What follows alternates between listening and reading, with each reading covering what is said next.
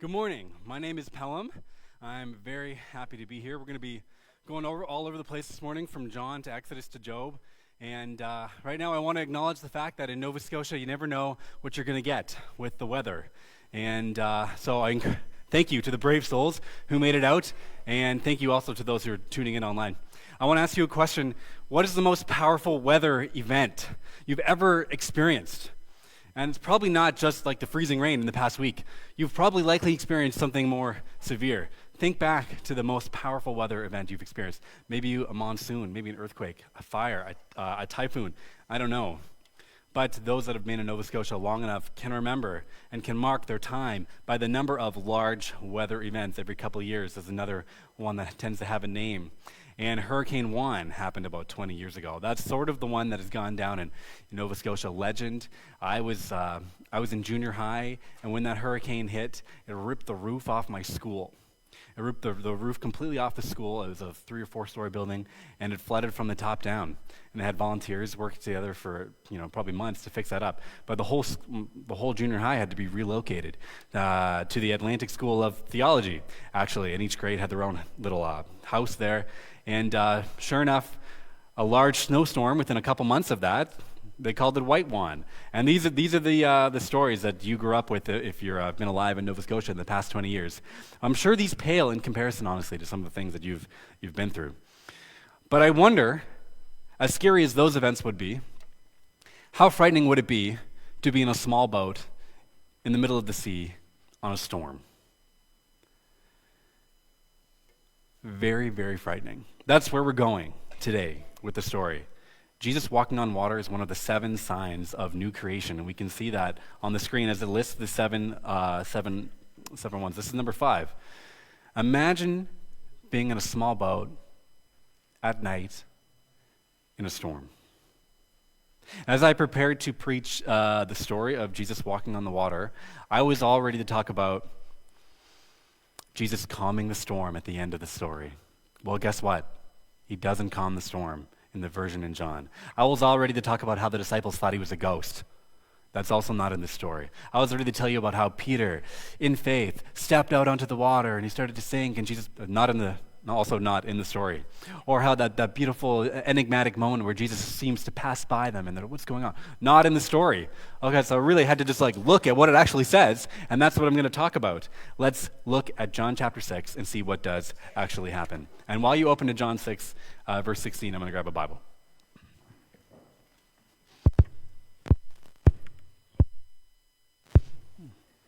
It's funny, they all look like they all look the same, don't they? All right.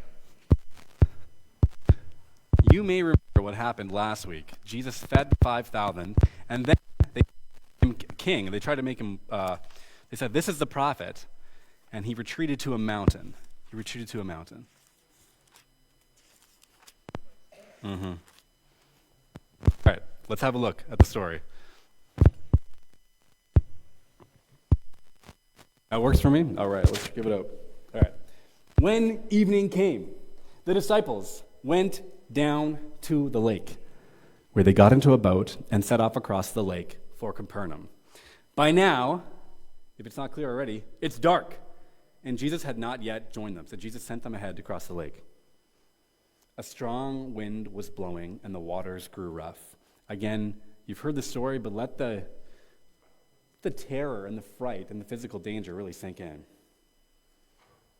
When they had rowed 3 or 4.5 miles, they saw Jesus approaching the boat, walking on the water, and they were terrified. Maybe you imagine them being happy. Oh, we're alone in a storm. Here is Jesus. But this figure walking on the water just adds to the terror of the moment. I mean, you'd be scared too.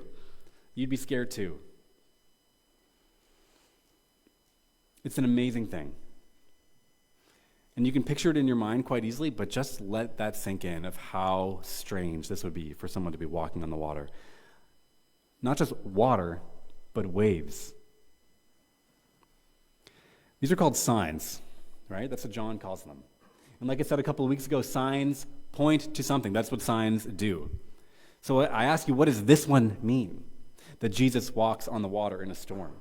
What does it point to? It's not just a neat parlor trick. Jesus walking on the water. It's actually a key symbolic image in the Old Testament. And if you're familiar with some of the imagery in the Old Testament, you see this idea coming up again and again and again. God is uniquely able to walk on the water. You can go to the next slide here, but walking on water is actually this poetic image and a physical description of describing God's rescue and power to bring order out of chaos. Walking on water is a common way of describing God's rescue and power. All through Scripture, we have this idea of God having power over the chaotic waters. We see it in Genesis 1 with the Spirit hovering over the waters as the water is calmed and the sea splits for the land to rise up. We see it in Exodus, obviously, with God splitting the Red Sea again and again and again. Now, I'm going to show you two places in Scripture where this comes up specifically. Job, which is one of my favorite books of the Bible, not one that gets preached on at Grace Chapel, at least in the past 10 years. I can't think of us bringing up Job very much, but check this out in Job 9:8. He alone, that's God, stretches out the heavens and treads on the waves of the sea. Job is having this moment where he feels neglected by God. He's confused why these bad things are happening to him. And he's describing the mighty warrior God who is actually trampling on the waves, going out into battle. We have this image of God walking on water. And then in the Psalms, Psalm 77, which is a psalm about God's faithfulness through the Exodus story, we have this, 77:19. Your path led through the sea, your way through the mighty waters, though your footprints were not seen. It's a verse, it's a part of the psalm where the psalmist is saying, where is God? Where is God? And yet reminding himself, God has been faithful. God has been there. And when Jesus walks on the water, our minds recall all the scriptures that talk about God this way. And when Jesus does something that only God can do, we get the point. This guy is doing God things. And just humor me for a second and imagine what it would actually be like to walk on stormy waters. Let's just say you can walk on water, but how difficult would it be to walk on stormy waves? Your feet are landing on moving surfaces. It's like you're riding a roller coaster. And in order to keep moving, your balance, you'd have to keep moving forward. This is not just an amazing thing that he's walking on water. He's walking on stormy waves. A picture of Jesus doing this is a picture of peace, a picture of mastery, of confidence, and of trust.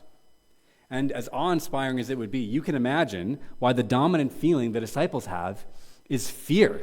This is terrifying. When the disciples see this, I'm not sure their minds are thinking of Psalm 77:19 and Job 9:8. This is a really cool picture here. This is probably the first GIF ever shown on a Sunday morning at Grace Chapel. But the disciples are probably just freaked out. And they can't figure out if this figure walking on the water toward them is going to rescue them from death or actually hasten their death. Is this a monster? Is this a ghost?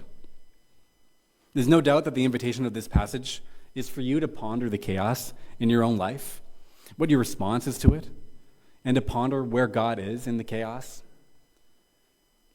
The chaos of your own mind, is it bothering God? Is it throwing him off? Is it catching him by surprise or stressing him out?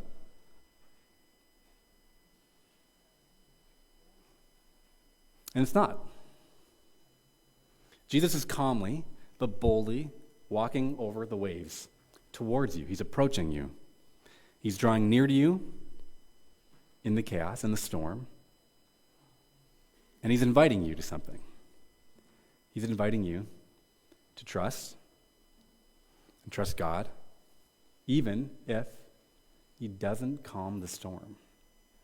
The storm is not calmed in this passage. They do arrive safely at shore, but they have to go through a storm to get there. And sometimes in our life, the chaos actually doesn't seem to go away. Like, boy, are we living in a time of chaos right now. I don't like getting, political, and this is not a sermon about politics, but like, have we lived in such an unstable time in Canada in terms of the threats coming from the U.S.? They're likely unlike any of us alive has ever seen. And it's going far beyond what we mean when we use a dismissive term, sort of like politics. It's very destabilizing. Call these things empty threats or scare tactics, call them whatever you want. The fact is, people, societies, economies are being affected emotionally, even if nothing is being put into place yet. Psychologically, we're having trouble finding our center and our grounding, simply because the threat is there. The threat itself brings chaos. And the chaos, for me, hits me in this way. Now, I have a hard time knowing if I need to just be like, keep calm and carry on, or if I need to maybe continue to be mindful, responsible engager of the news cycle. Do I let my mind go to this place, or do I just kind of have my head in the sand and I have this back and forth? Should I worry? Should I not worry? And that's enough to bring the chaos into my life and into my relationships. I want to tell you a story, but first I want to get some Bible facts out there. And if you're looking closely at the image, you can see where I'm going. The primary image of chaos in the Bible is stormy waters. And anytime you see stormy waters, it's activating a certain theme in the Bible. But there's another image that goes hand in hand with stormy waters, and it's dragons. It's dragons. So can you see closely? These are not just waves in this image. There's some dragons there. And you see, if you know where to look, you see dragons or snakes and serpents all over the place. And this is kind of cool. And maybe no one's as excited about this as I am, but like, I love this stuff. And in Job, talking about Job again, you have a dragon, a character called the Leviathan. It's an enormous, dangerous sea serpent, although God has total mastery and power over it. And this is a common image in ancient cultures to describe chaos, death, particularly human evil, particularly evil empires and those in power. It's a relevant image. But here I want to tell you where this intersects with my life. A number of years ago, the leadership here at Grace Chapel, we have a retreat every couple of years, and we were at this retreat. We were at a church for this retreat, and there was something heavy in the air.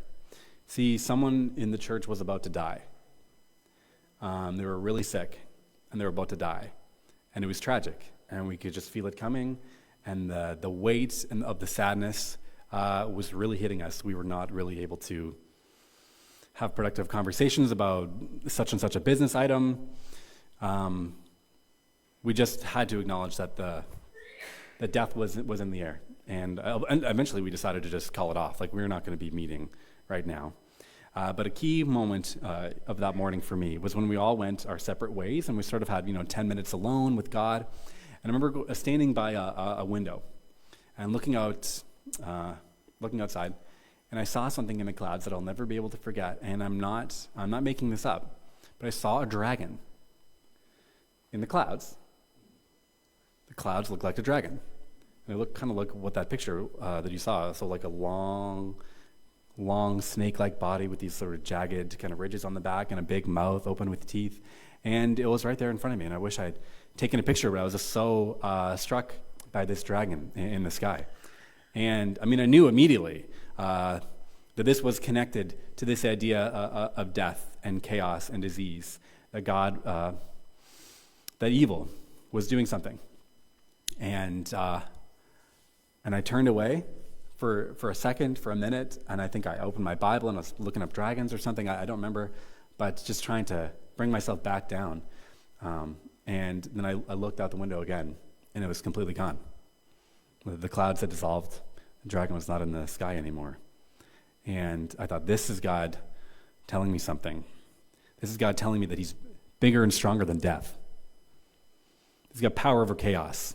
And the dragon and evil, it's real. And it causes havoc and destruction in our lives. But it's not as strong as God.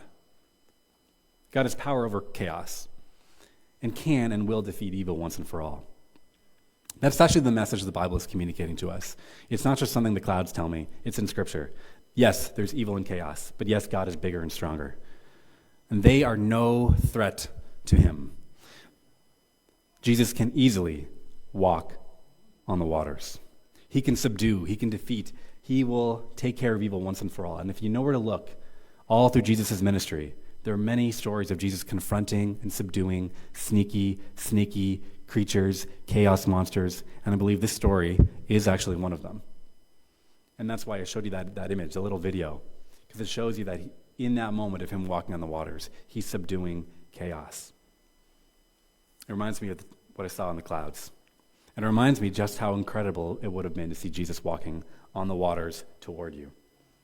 I also take a closer look, that in this image, Jesus is actually walking on a calm path right through the waters. I never actually thought about that part. If Jesus is walking through the waters, is he walking on some sort of calm, flat road? And who knows? Otherwise, Jesus is flying up and down. But for some reason, I think this image is actually what we're supposed to picture, and not Jesus on a roller coaster. Now, when you see Jesus walking on a flat road in between two walls of water, is there maybe another story that comes to mind for you? Let's go to the next verse of our story, John 6:20. But he said to them, "It's I. It is I. Don't be afraid. Don't be afraid." And you might think that Jesus is just saying, hey, it's your guy Jesus, it's just me. It's actually much more than just a self-identification. In the Greek, it is I. That's the exact same as if you were to say, I am. It is I am. And that's God's name. That's the divine name God chose to reveal to his people. That's the way God chose to identify himself to Moses. When Moses said, "Oh, what shall I tell them your name was?" When Jesus says this, I am, he's claiming to be one with the Father. This is significant because in the last week, Jesus feeds the crowds and they get excited and they say, here's a new Moses, a new prophet. And here Jesus is saying, well, you're kind of right, but I'm more than a new Moses leading you to God. I'm God. I mean, to use God's name in reference to yourself, that's a pretty big thing to do. And again, recall the particular story that is tied to this name. This is from the story of the Exodus. That's where we learn God's name. I mean, if you're sort of a Bible nerd, you hear Jesus say, I am, and suddenly your imagination is right back there with Moses in the burning bush. Moses saw a bush covered in fire, but it wasn't burning up.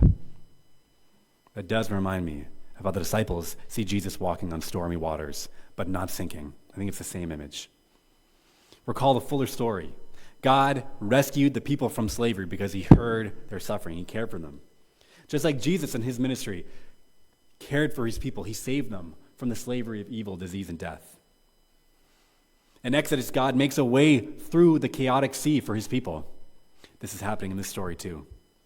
And in Exodus, God provides for his people in the wilderness, which is exactly what Jesus just did in last week's story. He fed the people in the wilderness. So this name, I am, it's not just saying I'm God. It's the divine name that brings to mind God's care, his covenant, and his rescue of his people. When Jesus says I am, he's not just saying I'm God. He's saying I'm your God. I'm the one that made you. I'm the one that promised to take care of you, who loved you, who rescued you, who's never going to give up on you, never has, never will, who has chosen you, who's blessed you, and who will work things out for your good even in this moment. He says, I'm that God. I am. So don't be afraid. Don't be afraid. I mean, that's easier said than done. Imagine if you're scared for your life in a terrible moment, in a storm perhaps, in a boat, and someone says, hey, don't be afraid. It maybe that's not actually super helpful because that's a feeling you have and you can't just not feel a certain thing. especially if you have very good reason to feel that thing, especially if you're in a boat, in the middle of a lake, in the middle of a storm. Jesus' words are not a trite or ignorant command not to fear, not to feel fear. I hate trite words and trite advice, but this is certainly not that. Jesus' words are profound. They're a mile wide, they're a mile deep, deeper than the storm and the sea that they're standing on. When he says, "It's I," don't be afraid. It's not just a negative command. It's a positive one. When Jesus says, "Don't be afraid," what he really means is trust me. Trust me. That's what faith is. It's trust. And trust is a relational thing.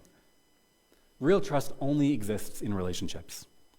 The disciples don't just trust Jesus because he's now showing that he can walk on water. Oh, finally, I know he can do that, so it's going to be okay.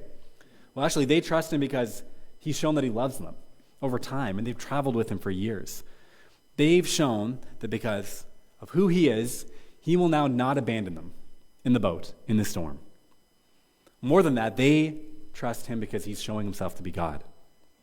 The God that doesn't just show love, but the God who is love. Love has come to rescue them. The invitation for us is not a simple one. We trust God because of who he is and what he has done. The trust that we put in God is not just because he's done some impressive one-off display of power in our life. The trust that we place in God is rooted in relationship. Over time, God has shown himself to be faithful to us, even if there are storms. The foundation of our relationship is that God has been faithful again and again and again. And even if circumstances don't change in our life, even if in our lifetime the storm doesn't get calmed, we can still trust in something bigger than that storm. Trust in something beyond our circumstances. God's faithfulness to you, even if that's hard to see on your personal level. Well, God has been faithful to us. God has been faithful to his people. He's been faithful to creation. He's been faithful through Christ. Sometimes you need to get as big as you can in order to hold on to something that'll help you get through. We trust in a bigger story than even just our own lives. As amazing as God has been faithful in our lives, we even trust in something bigger than that. And let me tell you now another story. Maybe 2 years ago, when we were expecting our second child, who is now playing calmly in the nursery, I hope, I remember feeling a lot of fear and anxiety for how this was all going to turn out. I already had one child, a fairly involved job. Allison's in medical school. What's it going to be like when a new child comes into the equation, right? I was afraid. I was afraid of the chaos, and if you had a baby in your house, you know the chaos. You need 5 hands. And I was really feeling that for quite a long time, quite acutely. And I was driving one day, listening to a podcast, and in this podcast, they were making some offhand comment about Job chapter 38. And here I am with Job again, and I just had this sense that I needed to pull over and look up Job 38. This is not a chapter I would have known anything about, but I can tell you at the end of Job, this is where God finally confronts Job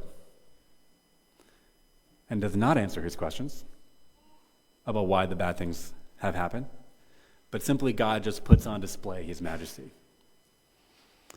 And I opened up to Job 38, and I'm scanning through it, and suddenly I knew exactly why I was supposed to look at this passage. And it was because of verse 28. And here it is, and maybe this verse doesn't mean much to you, and that's probably because your name isn't Flowerdew, but take a look. Does the rain have a father? Who fathers the drops of dew? This is a question God poses, a rhetorical one. Well, the answer is God, to Job, in order to get him to ponder just how big and incredible God is.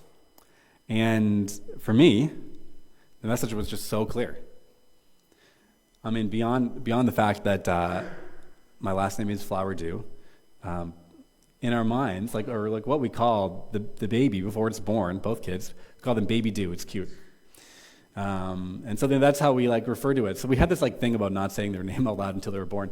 And so I was concerned, how would we be able to care for this child? And this is God saying, I will care for the child. It's going to be okay. I'm bigger than this, and I can do it. And the invitation for me is to trust. I want to say one more thing about fear. Fear is complex. It shows up in our lives in many sneaky and hidden ways, and it affects, often subconsciously, the way that we act and the way that we think. And I'm not a psychologist, but I think it's fair to say that fear distorts our thinking and can lead to all sorts of unhealthy patterns of thinking. Now, our brains are hardwired to alert us to danger, but there are times that we need to second-guess our brain's messages if the fear that we're feeling is throwing our mind into a little bit too much chaos. And I think part of trusting God and obeying Jesus when he says, it's me, don't be afraid, part of that is actually to recognize how fear is affecting the way you think. Recognize the unhealthy ways of thinking. And then, as much as you're able to, attempt to correct them. And I came across a term a couple years ago, which I found really helpful, to describe these patterns of thinking. It's helped me become a little bit more aware of how my mind works, and to a lesser extent, how other people's minds work. Not to say my profession as youth pastor is too unique in this regard, but I hear a lot of people talk about their lives. When we work at a church, people talk about their lives, and you can see cognitive distortions. You can see the way that people are not maybe totally thinking clearly, and I'm biased as well, of course. And it's especially in a time like this, such instability, such political, national uncertainty. We need to be able to think clearly and calmly and be aware of what's going on in our own minds, because we're under a lot of stress. And I want to be able to respond to that stress in a way that honors God and trusts God deeply, not in a way that puts my head in the sand, but in a way that's just aware and is responding well. And before I go on, let me just say, I'm preaching all this to myself first, right? I'm just as thrown into the chaos of this as you are. This term is called cognitive distortions. And if you don't have a handout, grab one on your way out, because I think there's some really helpful stuff in there. A cognitive distortion is a tendency, or it's a pattern of thinking that's false, or it's inaccurate, and has the potential to cause psychological damage. I'm not a psychologist. I can't go too deep into these, but the most common ones are listed in your handout. Do you recognize this pattern in your own life? All or nothing thinking. You can't see nuance. You only think in extremes.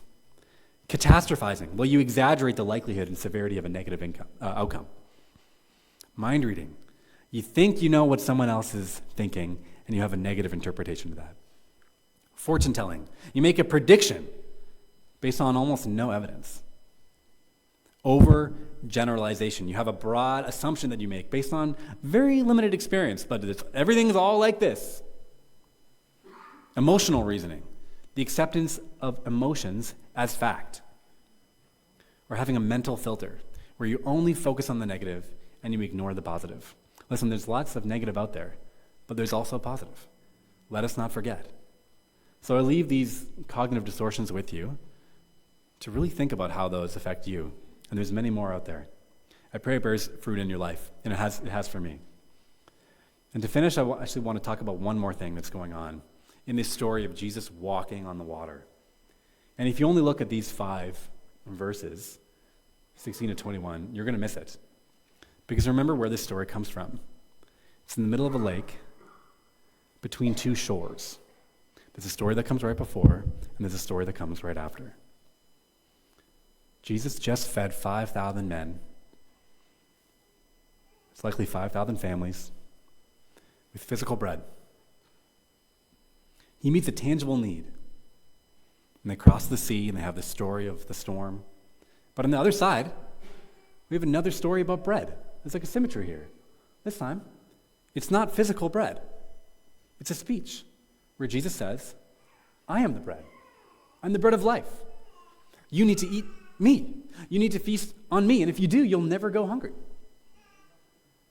I just notice bread, storm. It's like a sandwich. I didn't think of that until now, but there's something here. We can think of these two moments as stages in our spiritual journey. We move from physical bread to spiritual bread. And we oscillate and we go back and forth, and one's not bad necessarily. Here's what I mean. As we grow closer to Christ, as we become more like him, we mature as his disciples, we begin to follow Jesus less for what he can give us.